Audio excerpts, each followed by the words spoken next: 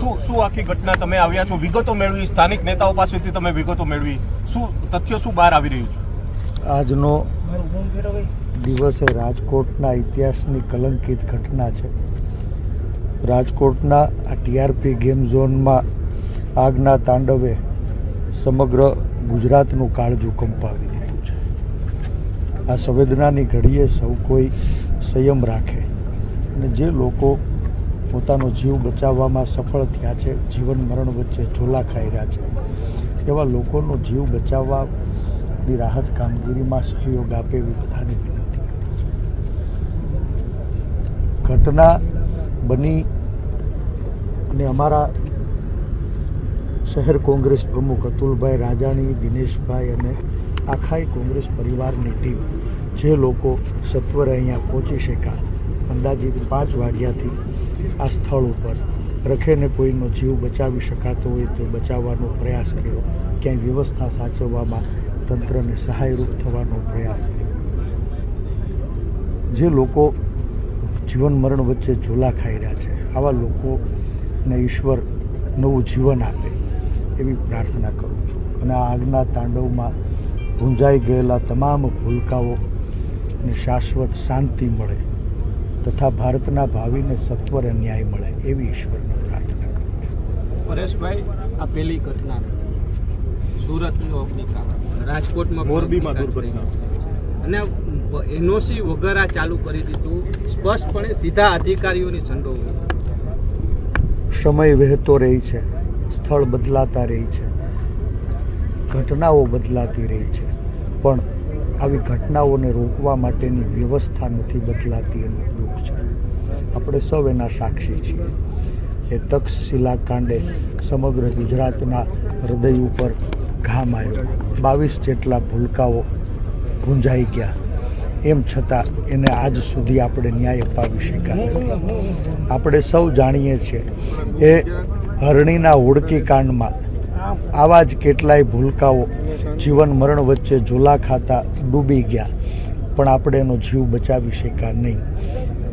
આપણે સૌ એ ઘટનાના સાક્ષી છીએ કે મોરબીના ઝૂલતા પુલ ઉપર કેટલીય જિંદગીઓ જીવન મરણ વચ્ચે ઝોલા ખાતી ડૂબી ગઈ, તરફડિયા મારતા જીવ ગુમાવ્યા.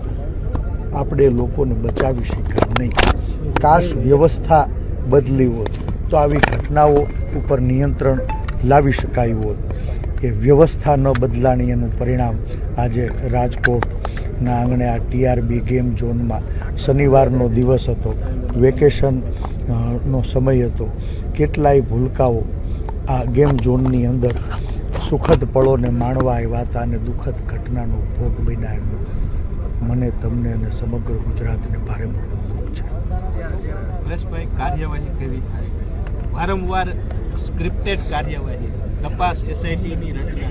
હું ફરીવાર કહું છું, ઘટનાઓ બદલતી રહી છે, વ્યવસ્થા નથી બદલાતી, એનું પરિણામ ગુજરાતના ભૂલકાઓ બની રહ્યા છે.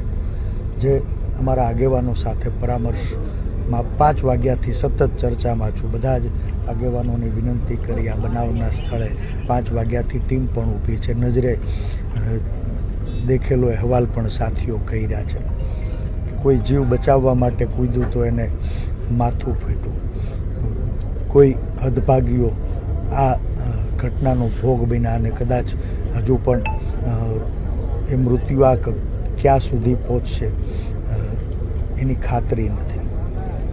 જે ઘટના બની છે એ સ્થળ ગેમ ઝોન, અંદાજિત 3-4 વર્ષથી આ ગેમ ઝોન ચાલુ છે અને કોઈ પણ પ્રકારની સરકારી મંજૂરીઓ લેવામાં નથી આવી, એમ છતાં 4 વર્ષ સુધી આ મોતનું તાંડવ રચનારું સ્થળ એ શરૂ કેમ રહ્યું એ સ્વાભાવિક ગુજરાતના જનજનને સવાલ થાય છે. ફાયર સેફટીના પૂરતા સાધનોનો અભાવ હતો, ફાયર સેફટીની જરૂરી મંજૂરીઓ લેવામાં નથી આવી. ગેમ ઝોન છે ત્યારે મનોરંજન વિભાગની પણ જરૂરી મંજૂરીની પ્રક્રિયાઓમાં ક્યાંય ઉણપ જણાય છે. પોલીસ વિભાગ દ્વારા મોડી રાત સુધી આ ગેમ ઝોન ચાલતો હોવા છતાં ક્યાંય તકેદારીના પગલાં લેવામાં ઉણપ વર્તાણી છે. પરમ કૃપાળુ પરમાત્માને પ્રાર્થના કરું, આ ટીકા કરવાનો સમય નથી. હાલ રખેને કોઈ એક જીવન બચે તો એ બચાવવા માટેનો સૌ સાથે પ્રયાસ કરીએ અને આવતા દિવસોમાં આવી ઘટનાઓ ન બને એના માટે વ્યવસ્થા સુધારવા ઈશ્વર સૌને શક્તિ આપે એવી પ્રાર્થના.